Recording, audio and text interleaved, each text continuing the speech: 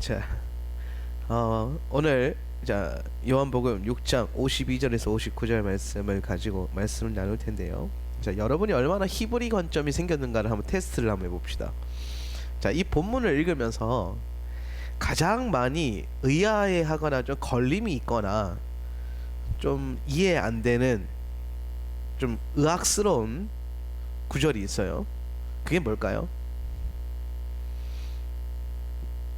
여러분이 이 본문을 쭉 읽으면서 야, 정말 예수님께서 이렇게 말씀하셔서 이렇게 할 정도로 그 개념과 그 말씀 구절이 뭘까요? 그렇죠. 피를 마시는 개념이에요. 맞아요. 왜 피를 마시는 개념이 좀 걸림이 와야 될까요? 피는 율법이 규정하는 부정한 것이죠. 잘 생각하세요. 그러니까 지금 이스라엘 백성들이 피를 마신다 혹은 먹는다라는 개념 자체는 굉장히 부정한 거란 말이에요. 굉장히 부정하게 여기는 건데, 지금 예수님께서는 뭐라고 말씀하시냐면 너희가 내 살까지는 이해한단 말이지, 그죠? 예수님 코셔니까 코셔니까 살은 괜찮다 이거야. 근데 피를 마셔야 된다는 거예요. 이 개념을 유대인들이 받아들일 수 있었을까? 이 문제라는 거예요. 피를 먹는다, 이게 말이 되나? 실제적으로 물론 이제 비유라고 이제 알고 있겠지만 이 비유를 사용하실 때도 왜 하필 예수님께서 그 피에 대해서 말씀하셨을까? 그리고 왜 예수와의 어떤 구속 사역은 항상 그분의 보혈과 연결이 되는가? 예수의 피, 그죠? 예수의 피의 권세. 여러분이 예수의 피로 씻음 받으셨죠? 네. 그렇다면 이 어린 양이신 예수 그리스도께서 우리를 위해서 흘리신 그 피는 그 피를 먹는다라는 것은, 그리고 애초에 하나님께서 율법을 통해서 이스라엘 백성들에게 피를 먹지 말라 한 것에 대한 이유와 근원을 좀 알 필요가 있는데, 하나님께서 피를 금하신 근본적인 이유는 히브리 관점에서 생명이 어디에서부터 흐르냐면 피에서부터 흘러요. 생명은 피로 이제 연결돼요. 그러니까 피는 또 생명으로 연결돼요. 자, 죄의 삭은 뭐죠?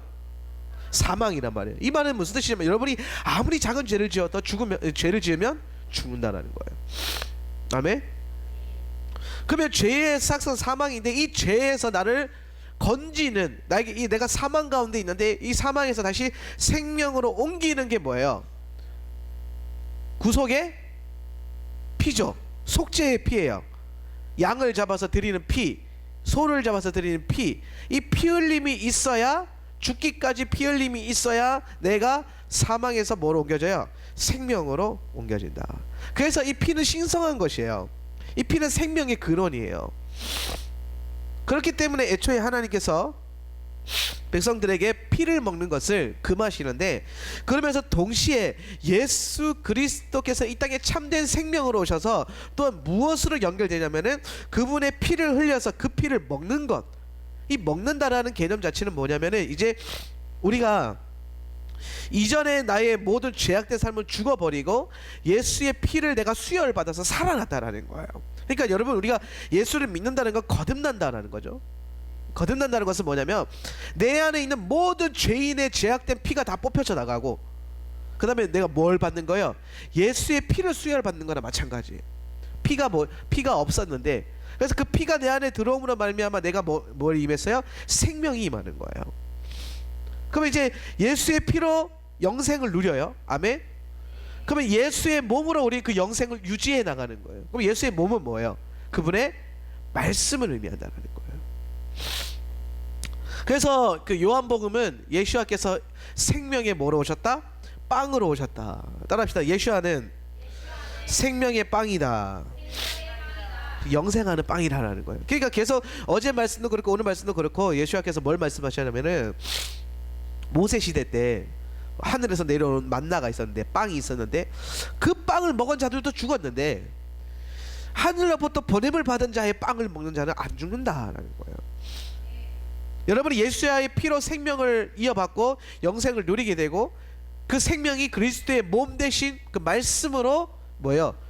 연결되고 채워지고 공급되어진다라는 거예요. 하늘의 만나, 이게 모세 시대 때 내려왔다 하늘의 만나는 역시 예수님을 상징하는 거예요. 예수와의 그 몸을 상징하는 거고. 그러면 이 만나, 생명의 빵이신 예수 그리스도, 이것을 우리가 날마다 먹고 취하는 인생이 돼야 되고, 그 예수님이라는 가장 맛있는 빵을 먹을 줄 아는 인생이 돼야 된다는 거예요. 제가 좋아하는 빵이 있어요. 제가 딱 2번 먹어봤는데 제 평생에 그렇게 맛있는 빵이 없었어요. 그게 뭐냐면은 저기 서울 가면 태극당이라고, 아시는 분들은 아시겠지만 이제 태극당이라고 우리나라에서 굉장히 오래된 그 100년 된 빵집인가요? 하여튼 엄청 오래된 빵집이 있어요. 그 태극당에서 먹었던 슈크림빵, 정말 맛있어요. 내 생에 그렇게 맛있는 빵은 먹어본 적이 없어요. 슈크림빵 하나 주세요 하고 이제 딱 받았는데 빵이 무게가 있어서 오 이렇게 될 정도로 굉장히 맛있는 빵이었어요. 저는 항상 빵 그러면 그때 그 빵이 생각나요. 왜? 너무 맛있게 먹었던 빵이기 때문에. 근데 여러분, 제가 늘 그 생각해요. 내가 그때 태극당의 빵을 그렇게 맛있게 먹었는데 그것보다 더 맛있는 궁극적인 빵이 있는데 그게 예수 그리스도라는 거예요. 그 예수 그리스도를 먹을 줄 아는 분별력이 있어야 된다. 그러면 가장 맛있는 빵으로 오신 예수님, 우리가 이제 가장 맛있는 빵을 먹어야 된다 하는데, 그 빵이 뭘 의미하냐면은, 먼저 가장 맛있는 빵이라는 것은 토라가 바로 가장 맛있는 빵이다. 이 하늘의 만나, 성소 안에 있는 진설병, 그리고 예수 그리스도의 몸, 이 모든 것은 결국에 말씀을 상징해요. 그런데 이 말씀이라는 것은 성경 66권을 의미하는데, 이 66권의 말씀 가운데 가장 맛있는 부위가 있을 거란 말이죠. 그죠? 이게 예를 들어서 붕어빵을 먹는다 칩시다. 붕어빵 혹은 단팥빵. 그러면 단팥빵의 가장 맛있는 부위는 뭘까요? 팥이, 그렇죠. 팥. 이 앙금이라고 그러죠. 팥앙금. 앙꼬 없는 찐빵이 맛있을까요? 그거는 줘도 안 먹잖아요. 그죠? 이 찐빵의 핵심 센터 코어는 팥이란 말이에요. 그러면 성경 66권이 다 맛있는데 센터가 있고 그 코어 되는 맛있는 그 맛의 결정체가 있는데 그게 토라예요. 그게 토라란 말이지.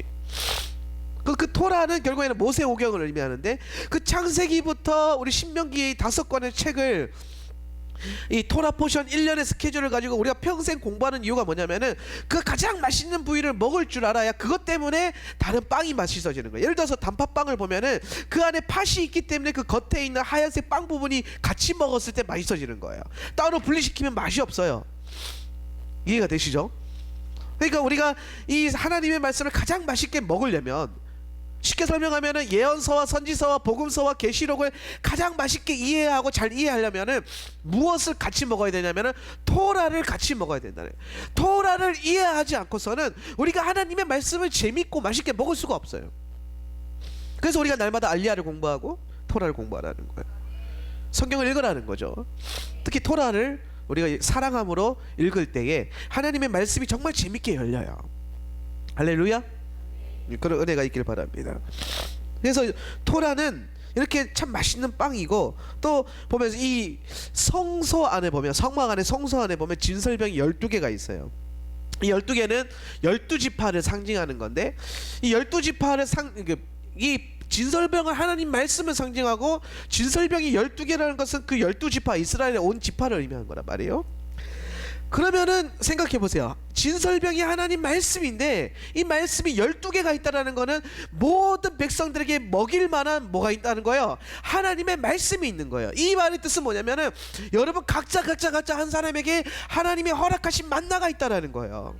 말씀이 있다라는 거예요. 토라가 있다라는 거예요. 깨닫는 수준은 다르고 깨닫는 재미는 다르겠지만은 나 저 사람만 이해되고 나는 없어가 아니라 우리 모두에게 허락되어진 충분한 하나님의 말씀이 있어요. 제가 엊그제 밴드에다가 좀 재밌는 글을 하나 링크해서 올렸는데, 공부의 신이라는 어떤 이제 링크예요. 그게 뭐냐면 그게 내용 그거예요. 여러분이 공부 못한 이유가 뭔지 아십니까? 공부를 안 한다라는 거야. 공부를 아무리 잘하는 방법을 알고 하는데 공부를 안 하면 못 한다는 거지. 공부를 안 하는 게 근원적인 문제다. 그래서 그거 보면서 야, 이 교회 성도들이 성경을 모르는 이유가 딱 거기 나오는 거예요. 왜? 성경을 안 읽어. 이게 문제예요. 읽는데요. 얼마나 읽는다는 거지? 예. 매일 밥 먹듯이 읽어야 되는데, 그죠? 밤낮으로 주야로 묵상해야 되는데 그렇게 안 해요. 그래놓고 맨날 와가지고 하는 말이야. 성경이 너무 어려워요. 그죠? 이해가 되지 않아요. 읽지도 않고. 그죠? 근데 저도 생각했을 때 예전에는 착각하고 살았어요. 아, 성경 어려운 거지. 맞아. 그래서 내가 아주 쉽게 가르쳐야 돼. 근데 성경이 어렵지 않아요.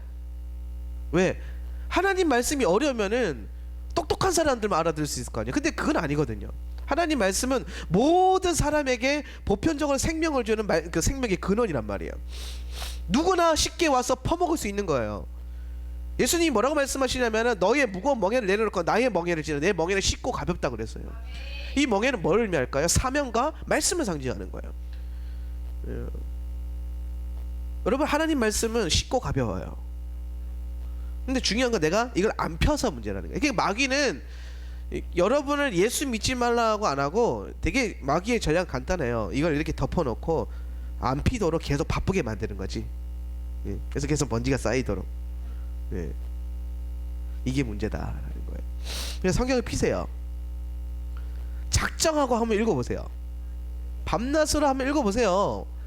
이게 얼마나 재밌고 맛있는가를 알게 될 거예요. 할렐루야.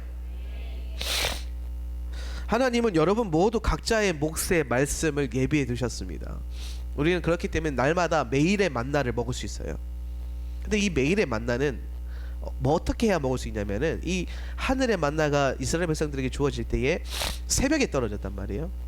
예. 어느 정도 시간이 지나면은 만나가 없어요. 그러니까 만나를 먹으려면은 부지런해야 될까요? 게을러야 될까요? 부지런해야 돼요. 만나를 먹으려면 매일 새벽마다 만나를 가지러 가야 돼요. 예. 그날의 만나는 그날에 다 먹어야 돼요. 내일로 미루면 안 된다. 하나님 말씀도 마찬가지예요. 부지런한 사람이 말씀을 깨달아요. 똑똑한 사람이 아니에요. 저 그렇게 똑똑한 사람은 아니에요. 근데 뭐 내가 뭘 똑똑해요. 뭐 내가 박사학위가 있는 것도 아니고, 뭐 어디 가서 뭐 공부를 많이 한 것도 아니고. 물론 제 IQ는 굉장히 높은 걸로 알고 있지만은 근데 중요한 건, 제가 가끔 이제 요즘 들어서 말씀이 열리고 난 다음에 이제 많은 흔히 말하는 세상에서 똑똑하다라고 말하는 분들의 말을 들어보면은, 그렇게 가끔 보면은 무지할 데가 없어요. 똑똑하다는 사람이. 왜? 진리가 안 열려 있으니까. 여러분, 여러분이 아무리 못 배웠다 한들 하나님의 말씀이 여러분 가운데 열려서 그 빛이, 그 지식의 빛이 여러분 지성 가운데 비춰지면 여러분은 세상에 있는 그 어떤 교수 박사들보다 똑똑해질 수 있어요. 왜? 본질을 알면 똑똑한 거예요. 본질을. 하나님의 말씀의 본질. 여러분 각자의 그 몫에 주어져 있는 말씀을 먹기 위해서 날마다 성실하게 행하시길 바랍니다. 제가 저희 스태프들, 흔히 이제 앞으로 목회를 할 친구들한테 늘 강조하는 게 뭐냐면, 능력이 아니라 성실함이에요. 능력이 중요한 게 아니에요. 설교를 잘하는 거, 찬양 잘하는 거 못할 수도 있어요. 말빨 안 설 수도 있어요. 그렇죠? 설교를 어떤 목사님들 전부 다 설교 잘하는 건 아니거든요.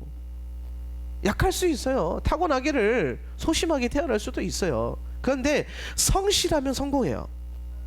성실하면 하나님이 기름 부어 주세요. 능력을 주세요. 예. 근데 게으른 종은요, 아무리 잘나도 꼬린점에 못 들어가고, 게으른 종은 아무리 잘나도 실패해요. 할 줄 아는 게 아무리 많아도 실패해요. 게으르기 때문이에요. 불성실하기 때문이에요. 토끼와 거북이가 달리면 누가 이겨야 돼요? 토끼가 이겨야 되잖아요. 왜? 토끼가 빠르잖아. 우리 집에서 거북이 키워봐서 알지만 얼마나 느려요. 네. 토끼는 거북이는 토끼 발 뒤꿈치도 못 따라가요. 근데 경주했더니 누가 이겼어요? 거북이가 이겼어요. 왜요? 성실하잖아요. 자기 능력 믿고 자기 잘난 거 믿고 의지하다 보면은 그렇게 게을러져요. 그러니까 이 토끼와 거북이 이야기에도 보면은 제가 어제 말씀 나눴던 것과 비슷해요. 자기 자신과의 싸움을 싸워야 되지. 내 옆에 있는 사람과 싸우니까 내 옆에 있는 애가 너무 뒤처지거든. 그러니까 내가 상대적으로 더 빨리 갈 수 있는데도 불구하고 뭐예요? 뒤처지거나 게을러져요. 나태해져 버려요. 이게 중요한 거예요. 두 번째로 가장 맛있는 빵을 먹으라는 의미는 뭐냐면 예수와께서 가장 맛있는 빵이다. 예수와는 요한복음에서 영생하는 빵으로 우리 가운데 주어졌다 그랬어요. 영생하는 빵이다. 그리고 예수와께서 우리 가운데 올 때 이 맛있는 빵의 의미가 뭐냐면 내 인생이 환난과 슬픔과 고난과 역경 가운데 있을 때 예수 그리스도를 딱 믿게 되면 가장 먼저 부어지는 게 뭐예요? 기쁨이에요. 즐거움이에요. 행복함이에요. 아멘? 그것이 여러분 안에 있기를 원하는데, 자, 우리가 맛있는 음식을 먹었다고 칩시다. 지난주에 우리가 주일날 저녁에 우리 황 지사님이 잡채를 해주셨잖아요. 아주 맛있게 잘 먹었어요. 그렇죠? 그리고 잡채가 또 남아서 그걸로 우리가 또 저녁에 만두를 만들어 먹었거든요. 잡채를 이렇게 잘라가지고 만두 피에다 넣고, 진짜 맛있더라고요. 그죠? 코쇼를 하면서 우리가 만두를 못 먹었잖아요. 돼지고기 들어가니까 만두에. 그런데 한 근 5개월 만에 먹는 만두라 그런지 이야 정말 맛있더라고요. 네. 그죠? 맛있는 걸 먹을 때 올라오는 감정이 뭐예요? 기쁨이에요. 기쁨이죠. 예수 그리스도께서 이 땅에 가장 맛있는 빵으로 오셨다면 우리가 예수님을 믿을 때 올라오는 첫 번째 감정이 당연히 기쁨이고, 그 기쁨이 영원한 거예요. 여러분이 예수님을 계속 바라보고 예수님을 붙들고 예수님을 의지할 때에 그 기쁨은 계속 넘치고 넘치고 넘치는 거예요. 그래서 사도 바울은 항상 기뻐하라고 명령한 거예요. 왜? 기쁨이 사라진 것은 내가 예수와를 붙들지 않는다는 증거예요.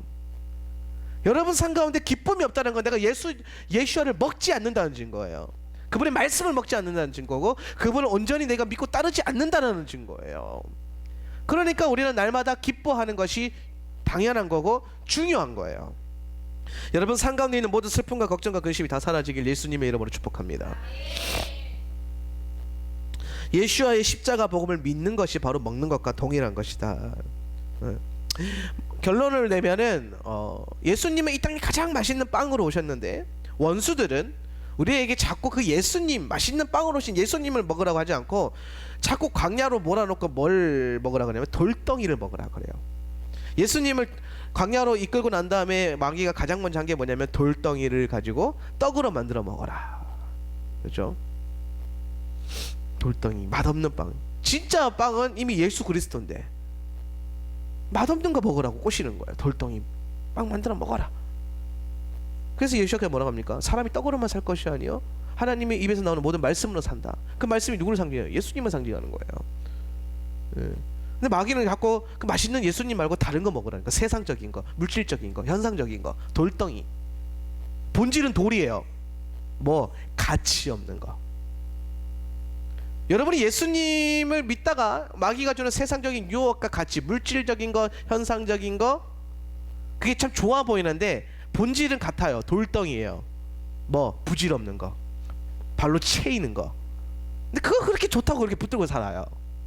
진짜 맛있는 빵은 그 돌덩이가 아니라 예수 그리스도인데, 나에게 영생을 주는 빵은 그건데 자꾸 마귀는 그렇게 속여요. 예수님께서 마귀의 유혹과 속임이 왔을 때 그 유혹을 단번에 뿌리칠 수 있었던 이유가 있어요. 예수께서 그 세 가지의 유혹을 뭘로 물리치십니까? 하나님의 말씀으로 물리치는데, 이 말씀이 어디 말씀이에요? 토라예요. 신명기 말씀이죠. 토라 말씀이에요. 토라가 여러분 안에 세워져 있으면 가짜와 진짜를 분별하게 될 것이고, 돌덩이 같은 맛없는 빵과 예수님처럼 맛있는 빵을 분별하여서 맛있는 걸 먹을 수 있는 지혜가 생길 겁니다. 예수님은 태그땅 슈크림빵보다 맛있어요. 더 즐거워요. 먹으면 행복해집니다.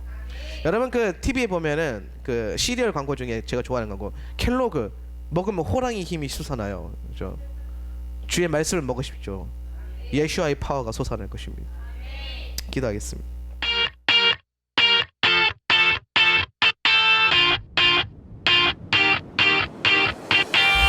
Raindrops